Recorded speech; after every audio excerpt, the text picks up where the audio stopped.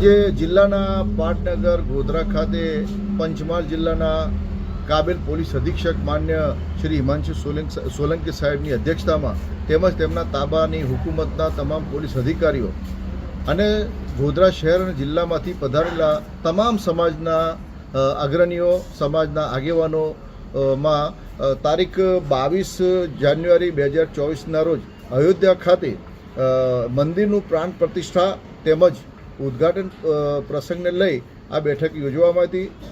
ત્યારે ગોધરા શહેર અને જિલ્લામાં શાંતિ સલામતી સુરક્ષા અને ભાઈચારો અને બંધુત્વની ભાવના બની રહે તે બાબતે અને ગોધરા શહેર અને જિલ્લામાં સૌહાર્દભર્યું વાતાવરણ બની રહે તે માટે તમામ સમાજના આગેવાનોએ એક સાથે આશ્વાસન આપ્યું હતું। સાથે આ બેઠકના અધ્યક્ષ પોલીસ અધિક્ષક શ્રી હિમાંશુ સોલંકી સાહેબે પણ વિનંતી કરી હતી કે ગોધરા શહેર અને પંચમહાલ જિલ્લામાં શાંતિ સલામતી અને ભાઈચારો બની રહે તે માટે વિનંતી કરવામાં આવી હતી।